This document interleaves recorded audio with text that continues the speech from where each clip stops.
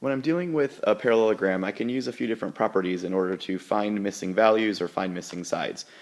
One of those properties we have of a parallelogram is that opposite sides are congruent to each other. So I know that x plus 4 is going to be equal to 12. And if I solve that equation, then x has to be 8, obviously. It does say to state the property used, so I'll probably put a little note that says opposite sides are congruent to each other. Similarly, if I'm dealing with opposite angles in a parallelogram, angles that are across from each other, opposite angles are also going to be congruent in a parallelogram. So if I write the equation y equals 65, well, that's already solved for. So y is going to be 65 degrees. And again, if I want to make a note of the property I used, that property was that opposite angles are also congruent in a parallelogram.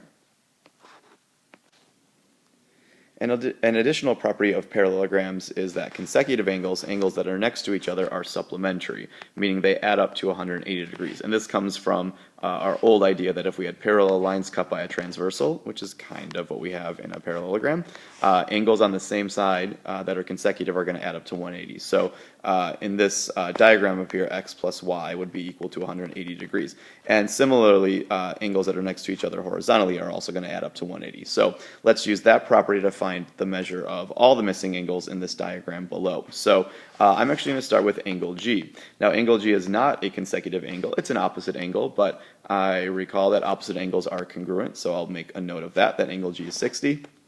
And I may want to state the property that I used, that was the fact that opposite angles are congruent. Next up, I need to find those consecutive angles, angles that are next to each other. So I put 60 in my diagram as well. So these two angles right here are next to each other. So angle F needs to be supplementary to angle E, which means together they need to add up to 180. So 180 minus 60 gets me angle F as 120 degrees. And the reason I knew that was not for the same reason as up above, but my new reason that consecutive angles are supplementary. And then finally, to find my last angle, angle H, I could find that a couple different ways.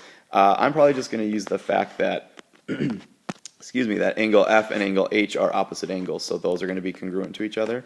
So I would say that angle H is also 120 degrees, and my reason is going to be that opposite angles are congruent. We could have proved that using supplementary angles as well. Either way would get you 120 degrees.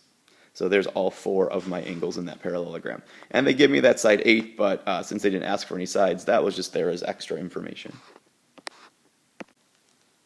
And one final property we have for parallelograms are that the diagonals, the segments that connect two vertices that are not next to each other, bisect each other, meaning the diagonals are cut in half. So those two pieces are equal, and then those two pieces of the diagonal are equal. They're bisected. So let's use that property to find the values of A and B down here. So it's sort of like two problems in one. So the diagonal that goes from the lower left to the upper right is bisected, meaning those two pieces are equal to each other, so A is equal to 7. And if I want to state the property used, it's just that property up above, so I'm going to be lazy and just circle it up there. So diagonals bisect each other is the property that I used. To find angle B, it's like a completely separate problem, so the fact that A is 7 has nothing to do with that. So we're doing a separate problem for this piece down here. Those two pieces are again equal to each other because they are bisected. So 2b plus 4 needs to be equal to b plus 7. The other diagonal has no effect on this whatsoever. Some people try to add those together to equal 180 because they say they make a straight line. But remember, 180 has to do with angles and degrees, and I'm working with segments and diagonals right now, so don't mix 180 into these problems. That has nothing to do with it. So let's go ahead and solve this equation. I'll subtract a b from both sides and get b over here, and then I'll also subtract 4 at the same time.